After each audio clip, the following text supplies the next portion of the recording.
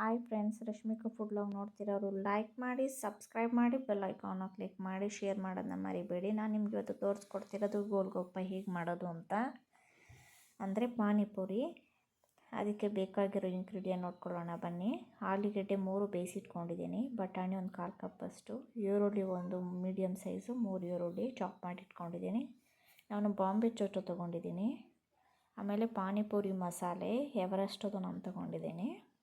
Friends, ಇವಾಗ ಅದಕ್ಕೆ grind ಮಾಡೋದಕ್ಕೆ ಸ್ವಲ್ಪ ಪುದೀನ, 1ರಿಂದ 2 ಹಸಿಮೆಣಸಿನಕಾಯಿ, ರುಚಿಗೆ ತಕ್ಕಷ್ಟು ಉಪ್ಪು, ಬೇಯಿಸಿ ಇಟ್ಕೊಂಡಿರೋಂಥ ಆಲೂಗೆಡ್ಡೆ ಒಂದು 2 ಟೇಬಲ್ ಸ್ಪೂನ್ ಅಷ್ಟು ಹಾಕ್ಕೊಂಡು ನಾನು ಪೇಸ್ಟ್ ಮಾಡಿ ಇಟ್ಕೊಂಡಿದ್ದೀನಿ ಸ್ಮೂತಿಯಾಗಿ. ಇವಾಗ 2 ಗ್ಲಾಸ್ ನೀರು ಹಾಕ್ಕೊಂಡಿದ್ದೀನಿ. ಪಾನಿಪುರಿ ಮಸಾಲ 2 ಟೇಬಲ್ ಸ್ಪೂನ್ ಅಷ್ಟು ಹಾಕ್ಕೊತಾ ಇದ್ದೀನಿ ಪೌಡರು.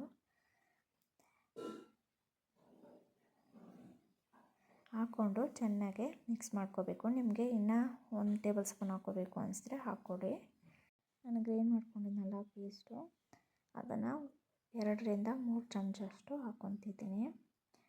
ಇನ್ನು ಉಳಿದಿರೋದನ್ನ ನಾನು ಫ್ರಿಜ್ಜಲ್ಲಿ ಇಟ್ಕೊತೀನಿ, ಮಕ್ಕಳಿಗೆ ಕೇಳಿದಾಗ ಮಾಡ್ಕೊಡೋದಕ್ಕೆ. ನಾನು ಉಪ್ಪೆಲ್ಲ ಅದರಲ್ಲೇ ಹಾಕಿದ್ದೆ, ಹಾಗಾಗಿ ಪರ್ಫೆಕ್ಟಾಗಿದೆ ಪಾನಿ ಏನಿದೆ ಅದು. ನಾನಿವಾಗ ಬೇಯಿಸಿಟ್ಕೊಂಡಿರೋ ಆಲೂಗೆಡ್ಡೆನ ನಾನು ಸ್ಮ್ಯಾಶ್ ಮಾಡ್ಕೊತೀನಿ. 3 ಆಲೂಗೆಡ್ಡೆನ ನಾನು ಬೇಯಿಸಿಟ್ಕೊಂಡಿದ್ದೆ. ಇದನ್ನು ಸ್ಮ್ಯಾಶ್ ಮಾಡಿದ್ಮೇಲೆ ನೀವು ಬೇಕಾದರೆ ಬಟಾಣಿ ಇದ್ರೊಳಗಡೆ ಹಾಕ್ಕೋಬೋದು. ಬಟಾಣಿ, ಕ್ಯಾರೆಟು, ಕೊತ್ತಂಬರಿ.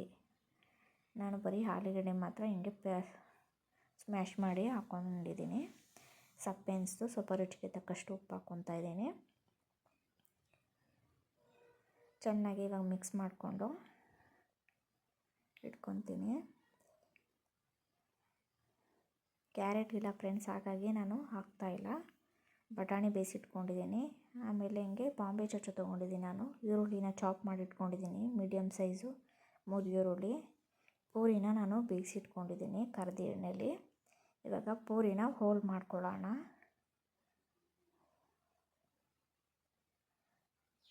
ಆಲೂಗೆಡ್ಡೆ, ಬಟಾಣಿ, ಈರುಳ್ಳಿ ಎಲ್ಲ ಸ್ಟಫ್ ಮಾಡೋದಕ್ಕೆ ನೋಡಿ ಸ್ವಲ್ಪ ದೊಡ್ಡದಾಗಿ ಹೋಲ್ ಮಾಡ್ಕೊಳ್ಳಿ.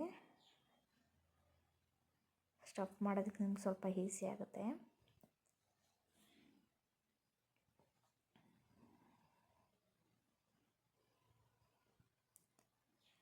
ಈಗ ನಾನು ಆಲೂಗೆಡ್ಡೆನ ಹಾಕ್ಕೊತಾ ಇದ್ದೀನಿ, ಬೇಯಿಸಿಟ್ಕೊಂಡಿರೋಂಥ ಆಲೂಗೆಡ್ಡೆನ ಸ್ಮ್ಯಾಶ್ ಮಾಡಿರೋದು.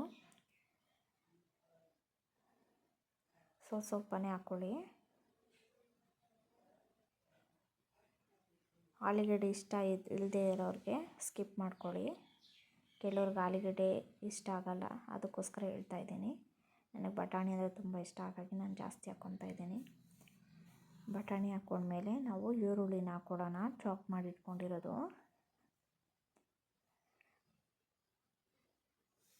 ಸೇಮ್ ಪಾನಿಪುರಿ ಹೇಗೆ ಬರುತ್ತೆ ಹೊರಗಡೆ ನಾವು ಸ್ಟ್ರೀಟಲ್ಲಿ ತಿನ್ನೋದಾಗಿರ್ಬೋದು, ಸೇಮ್ ಹಾಗೇ ಇರುತ್ತೆ ಫ್ರೆಂಡ್ಸ್. ಮನೇಲೇ ಮಾಡಿಕೊಡ್ಬೋದು ಮಕ್ಕಳಿಗೆ, ತುಂಬ ಇಷ್ಟ ಆಗುತ್ತೆ. ಸತಿ ಟ್ರೈ ಮಾಡಿ ನೋಡಿ. ನಾನು ಈರುಳ್ಳಿ ಚಾಪ್ ಮಾಡಿ ಇಟ್ಕೊಂಡಿರೋದನ್ನ ಹಾಕಿದ್ದೀನಿ.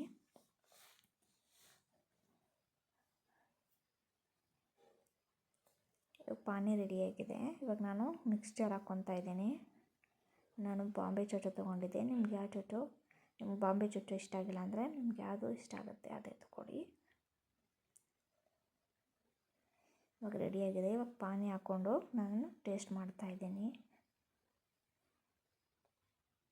ತುಂಬಾ ಚೆನ್ನಾಗಿದೆ. ನೀವು ಒಂದು ಸತಿ ಟ್ರೈ ಮಾಡಿ ನೋಡಿ ಫ್ರೆಂಡ್ಸ್. ನಿಮ್ಮ ಮನೇಲಿ ನಿಮ್ಮ ಮಕ್ಳಿಗೂ ಕೂಡ ಇಷ್ಟ ಆಗುತ್ತೆ, ನಿಮಗೂ ಕೂಡ ಇಷ್ಟ ಆಗುತ್ತೆ. ಈ ವಿಡಿಯೋ ನಿಮ್ಗೆ ಇಷ್ಟ ಆಗಿದ್ರೆ ಲೈಕ್ ಮಾಡಿ, ಸಬ್ಸ್ಕ್ರೈಬ್ ಮಾಡಿ, ಬೆಲ್ ಐಕಾನ ಕ್ಲಿಕ್ ಮಾಡಿ, ಶೇರ್ ಮಾಡೋದನ್ನ ಮರಿಬೇಡಿ. ನೆಕ್ಸ್ಟ್ ವಿಡಿಯೋದಲ್ಲಿ ಸಿಗೋಣ. ಬಾಯ್, ಟೇಕ್ ಕೇರ್.